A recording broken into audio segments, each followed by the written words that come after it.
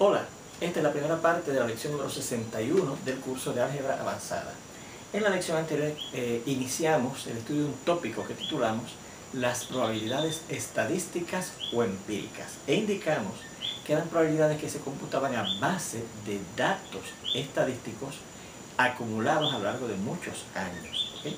Y estábamos viendo un primer ejemplo que decía así: en el año 1989 la herramienta con que contaba la meteorología para pronosticar el posible azote del huracán no eran modelos computarizados con los que se cuenta hoy en día, sino con unas probabilidades que se computaban, como les he indicado, a base de datos acumulados durante muchos años. Bueno, pues cuando en dicho año, en 1989, el huracán Hugo se acercaba al noreste del Mar Caribe, se localizó en la posición latitud 16.0 grados norte y longitud 60.0 grados oeste.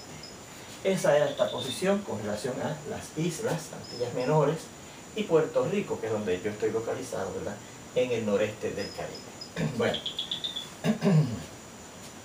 y se dieron, en ese momento en que se localizó el huracán en ese punto, ¿verdad?, con esas coordenadas 16.0 grados norte y 60.0 grados oeste, traía esta ruta aproximada, ¿verdad?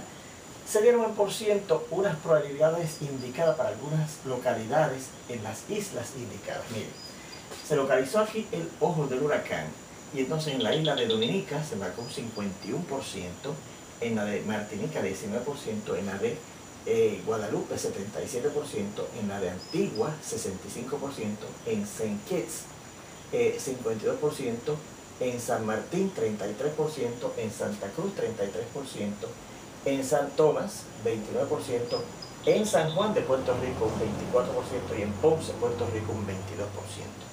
¿Qué querían decir esas probabilidades, verdad?, que se marcaron en ese momento en que se localizó el ojo del huracán en ese punto? Pues eso quería decir que a base de los datos acumulados durante muchos años, un huracán que se localizara en esa posición en el 16 de septiembre, que hay ya en la tercera semana del mes de septiembre, con esa intensidad más o menos, lo que se llama una categoría 4, traía ese huracán en ese momento, y con un ambiente atmosférico alrededor del parecido a esos otros huracanes que se habían localizado más o menos en esa posición, con esa intensidad que traían más o menos esa ruta, y repetimos, con unas condiciones atmosféricas en sus alrededores parecidas a él, pues el 77% de ellos se había movido de cierta forma que se mantenía a no más de 50 millas de distancia de esta isla, ¿verdad?, el ojo del huracán, que no se había movido, que el 51% de esos huracanes que se habían localizado más o menos en esa posición para más o menos la tercera semana de septiembre, con más o menos esa intensidad, con más o menos esas mismas características atmosféricas con que tenía Hugo en ese momento, pues el 51% de ellas se había movido a no más de 50 millas de distancia de la isla, por ejemplo, de Dominica. Asimismo, el 19% de ellos se había movido a no más de 50 millas de la isla de Martinica. El 65% de ellos se había movido a no más de 50 millas de la isla de Antigua, el ojo del huracán. El ojo del huracán se había movido a no más de 50 millas de distancia de la isla de Saint Kitts en 52% de los casos, ¿verdad?, etcétera. Bueno, claro, en ese momento no se conocía el resto de la ruta del huracán, ¿verdad? Pues, según fueron pasando las horas, él dice, localizando el centro del huracán en otra posición, pues estas probabilidades iban variando, porque, por ejemplo, se hacían menos probable que se movieran a menos de 50 millas de estas dos islas. Pues estas islas, estas probabilidades fueron bajando. Esta fue aumentando, por ejemplo, cuando localizaba aquí. Esta fue aumentando también. Y según se fue moviendo a lo largo de esa ruta que finalmente siguió el huracán, pues las probabilidades que habíamos marcado aquí, ¿verdad?, cuando se localizó en esa posición, fueron cambiando, algunas de ellas bajando y otras de ellas aumentando. Bueno, la cuestión es que en el siguiente problema, ¿verdad?, eso es lo que nos piden, cómo pudieron obtenerse dichas probabilidades. Pues como lo hemos dicho y repetimos, que un huracán más o menos de la misma categoría, de la misma intensidad del huracán Hugo, que se localizara más o menos en esa posición, en más o menos la tercera semana de septiembre, con esa intensidad, ¿verdad?, y con unas condiciones atmosféricas en los alrededores parecidas a los del huracán Hugo, pues de ahí era que habían salido esas probabilidades. ¿Ven? Pues fíjense lo que ocurrió. En el mapa también se muestra la ruta que finalmente siguió el ojo del huracán. O sea, el ojo del huracán finalmente se movió aproximadamente a lo largo de esa línea, o sea, curva entrecortada que hemos marcado ahí, ¿verdad? ¿Qué efecto puede tener dicha ruta en los valores de estas probabilidades para el futuro? Bueno, pues, por ejemplo, fíjense, el ojo del huracán definitivamente se movió a menos de 50 millas de la isla de Guadalupe, así que en la próxima ocasión, que en la tercera semana de septiembre, un huracán de más o menos esa intensidad, que trae el huracán Hugo, se localiza más o menos en esa posición, ¿verdad? Trayendo esta ruta aproximadamente, ¿verdad? Y con condiciones atmosféricas a su alrededor parecidas a las que tuvo el huracán Hugo en su momento, ¿verdad? Pues esa probabilidad va a aumentar, ¿verdad? Porque ya Hugo se movió definitivamente a menos de 50 millas de la isla de Guadalupe, definitivamente también a menos de 50 millas de la isla de Antigua, así que posiblemente esa probabilidad en la próxima ocasión en que un huracán, como le hemos dicho, con la misma intensidad de Hugo, que trae más o menos esa ruta, se localice más o menos en esa posición, con condiciones atmosféricas a su alrededor parecidas a las que tenía el huracán Hugo en su momento, pues también aumentará la probabilidad, ¿verdad? Igualmente la probabilidad de la isla de Saint Kitts aumentará, la de San Martín posiblemente disminuya un poco, porque fíjense que esa distancia ya cae más o menos a 50 millas de distancia de la isla de San Martín, así que posiblemente esta probabilidad, la próxima vez que pase eso, que hemos indicado ya varias veces, esta probabilidad bajará, ¿verdad? Porque entonces Hugo se movió a más de 50 millas de distancia de esa isla, ¿verdad? Así que esta probabilidad bajará. Esta aumentará definitivamente, esta aumentará porque esa distancia es menos de 50 millas, esta aumentará, la de San Juan de Puerto Rico, porque es una distancia de menos de 50 millas, la de Ponce disminuirá, porque esa distancia a la cual pasó el huracán Hugo, el ojo del huracán Hugo, de la ciudad de Ponce en Puerto Rico, fue de más de 50 millas. ¿Ven? Pues ese va a ser el efecto que va a tener en esas probabilidades la próxima vez, repetimos, que un huracán con la misma intensidad del huracán Hugo en la tercera semana de septiembre, con esta ruta se localiza aproximadamente en esa posición y con unas características o condiciones atmosféricas a sus alrededores parecidas a las que tenía el huracán Hugo en su momento, pues ese va a ser el efecto que va a tener en esas probabilidades. Muy bien, pues fíjense en este tercer ejemplo, dice la señora Pérez se estuvo sintiendo mal durante 2 semanas. Recurrió a su médico, quien luego de varias pruebas descubrió, y seguimos aquí, vamos a borrar aquí, para continuar con ese ejemplo, número 3. Pues su médico descubrió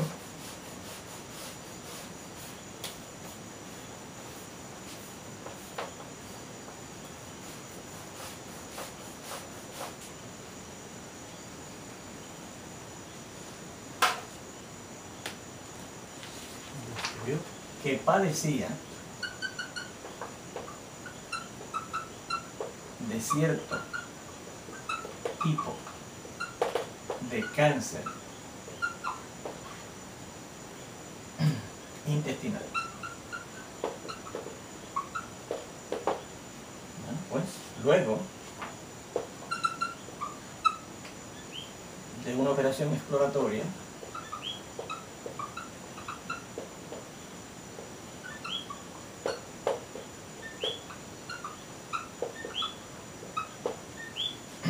y de pruebas adicionales,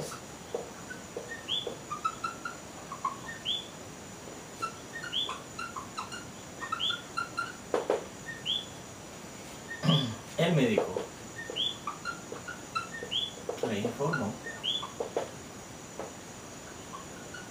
a la señora Pérez, ¿verdad?, que tenía 65% de probabilidad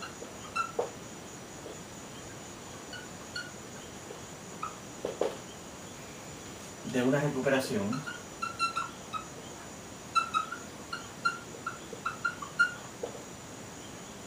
total. Entonces, tenía 65% de probabilidad de que se curara totalmente de su cáncer intestinal. Y la pregunta del problema es, ¿qué significa?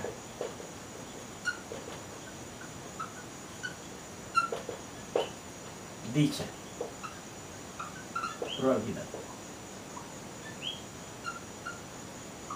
Bueno, pues aquí también, ¿verdad?, tenemos una situación de una probabilidad estadística o empírica. Porque fíjense, no voy a escribir, fíjense que estas explicaciones, me perdonan, que yo he dado para esto y para esta segunda situación, ¿verdad?, después que para que Hugo sigue esa ruta, ¿verdad?, contesté las preguntas y no escribí las contestaciones, ¿verdad? Pero en sus apuntes, cuando ustedes las tengan en sus manos, verán esas explicaciones, ¿verdad? Y aquí también yo no voy a escribir la explicación de lo que significa esa probabilidad de que le dieron de que tenía un 65% de probabilidades de cura total a la señora Pérez de su cáncer. Y entonces vamos a ver qué significa eso. Y también, les repito, no voy a escribir aquí la respuesta, pero se las voy a leer, ¿okay? Y claro, usted la puede copiar si los quiere tomar como un dictado o cuando tenga sus apuntes, pues allí lo verán. Dice, es posible que luego de todos los exámenes y pruebas médicas a que fue sometida la señora Pérez, se descubriera que la etapa en que se encontraba su cáncer, su localización, su tipo, etc., cuadrara en una tabla de datos recopilados de algún modo conveniente y a través de muchos años, y que indicara que el 65% de todos los casos semejantes al de ella dieron muestras de haberse curado. Eso es lo que significa esa probabilidad, ¿eh?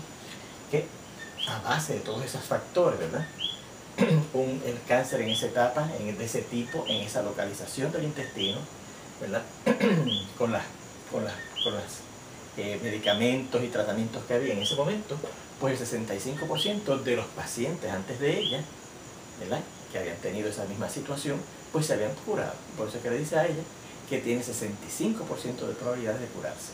Fíjense en esta otra situación. Dice, el señor García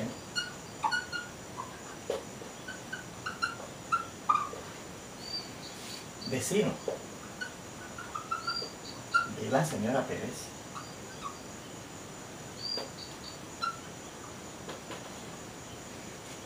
del ejemplo anterior,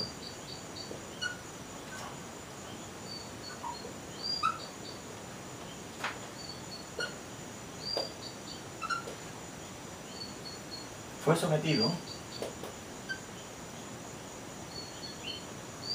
a una operación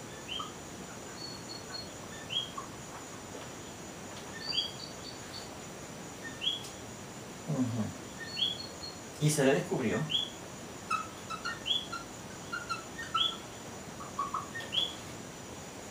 un cáncer, exactamente el mismo tipo de cáncer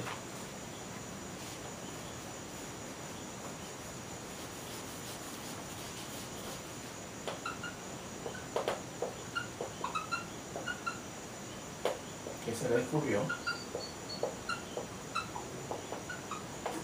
a la señora Pérez.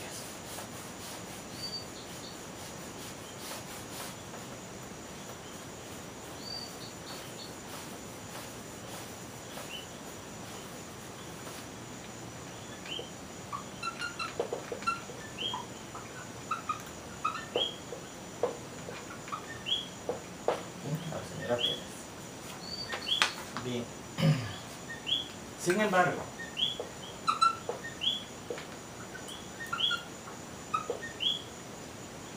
su médico, el médico del señor García,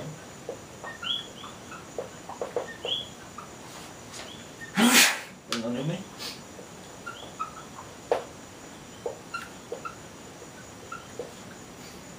le informó que tenía 55% de probabilidad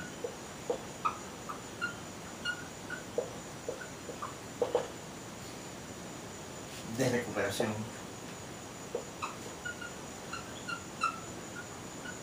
total. ¿Okay? La pregunta es, ¿a qué puede deberse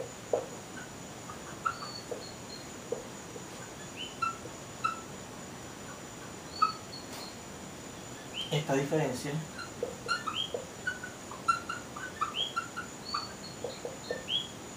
en las probabilidades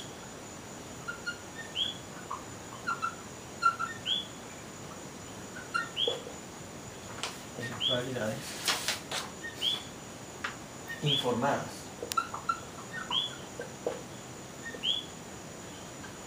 a esos pacientes.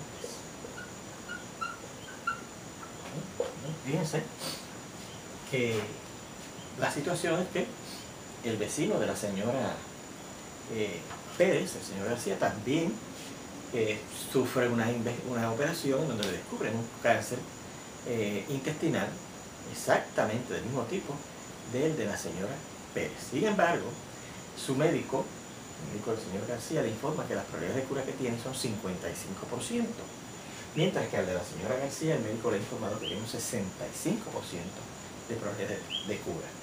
Bueno, pues entonces, fíjense, ¿a qué se puede deber la diferencia en probabilidad? Primeramente, no debe ser al tipo de cáncer, porque fíjense que la información nos dice que es exactamente el mismo tipo de cáncer. Así que no es por esa situación que puede ocurrir que haya una diferencia en las probabilidades de cura de esos dos pacientes.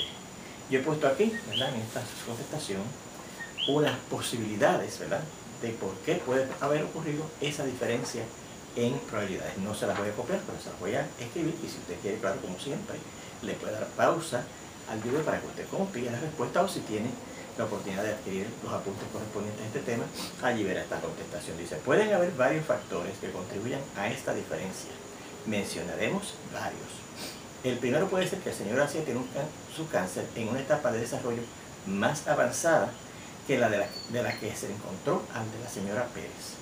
O puede ser que la localización sea una de mayor dificultad para tratarlo. Otro factor pudiera ser que la diferencia de sexo que obviamente hay entre ambos pacientes, puede ser que se deba a eso la diferencia en probabilidades. Puede ocurrir que aunque estuviera en la misma etapa de desarrollo y localizado en la misma región, la evidencia recopilada tiende a indicar que más mujeres se han curado de lo que se han curado los hombres. Otro factor que puede influenciar en esta diferencia es que las tablas utilizadas por los médicos de ambos pacientes ya se hayan basado en diferentes fuentes de estudio, ¿verdad?, previamente. Por ejemplo, puede ocurrir que la tabla utilizada por el médico de la señora Pérez se basara en un estudio hecho con pacientes norteamericanos, mientras que la prueba utilizada por el médico del señor García se basara en pacientes observados en Europa. O tal vez la tabla de uno de los dos médicos está más al día que la del otro. Finalmente, una combinación de varios de estos factores que hemos mencionado anteriormente es lo que puede hacer que exista esa diferencia en las probabilidades.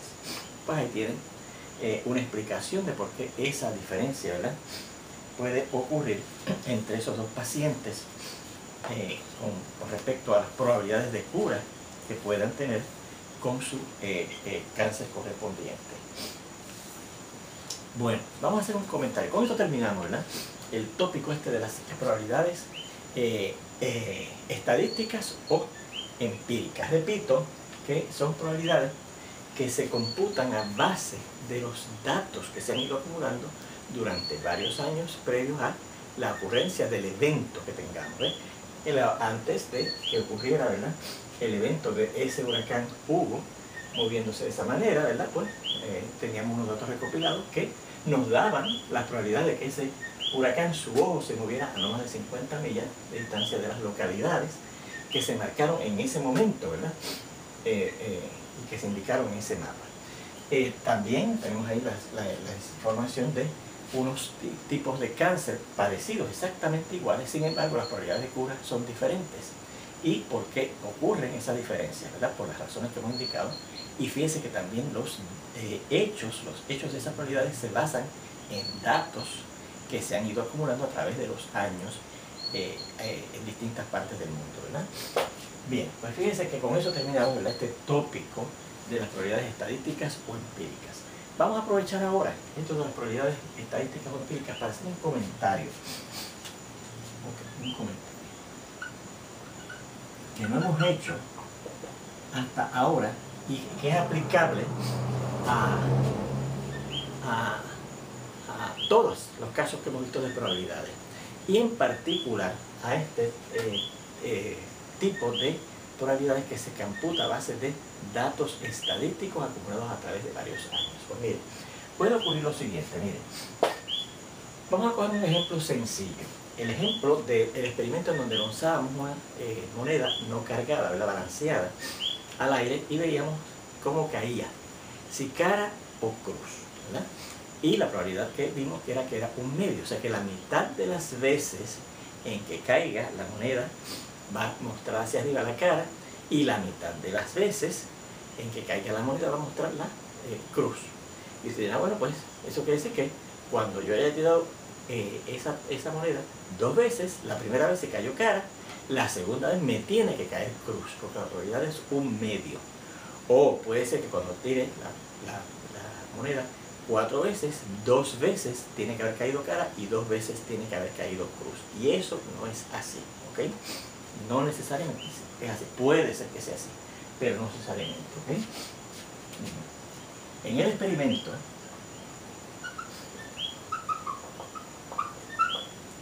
de lanzar una moneda balanceada y ver qué muestra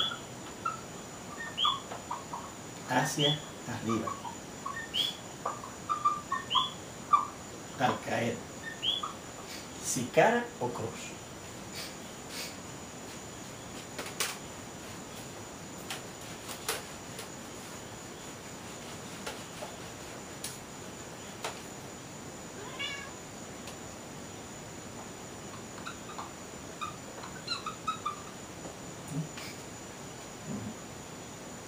Vimos que la probabilidad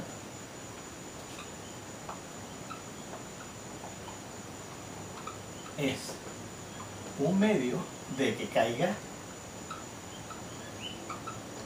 cara y un medio de que caiga cruz. Esto no quiere decir que si en el primer lanzamiento la moneda mostró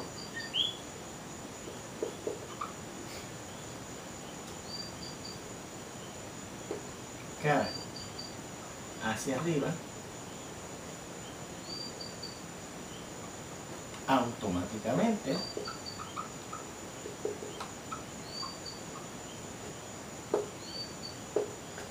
en la siguiente tirada tendrá que caer cruz. Eso no quiere decir eso, ¿no?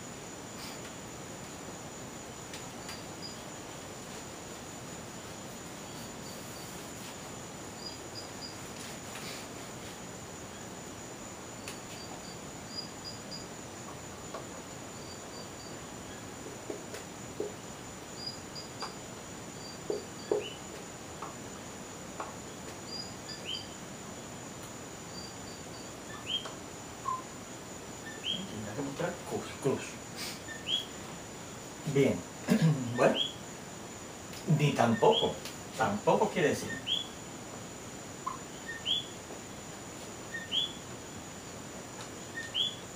que sí nos informan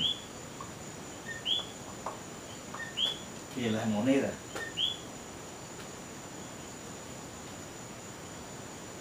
se lanzó 4 veces, dos de ellas, ¿verdad? 2 de esas veces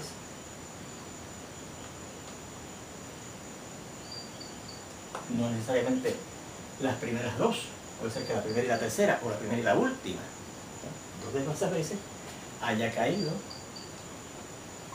mostrando cara hacia arriba,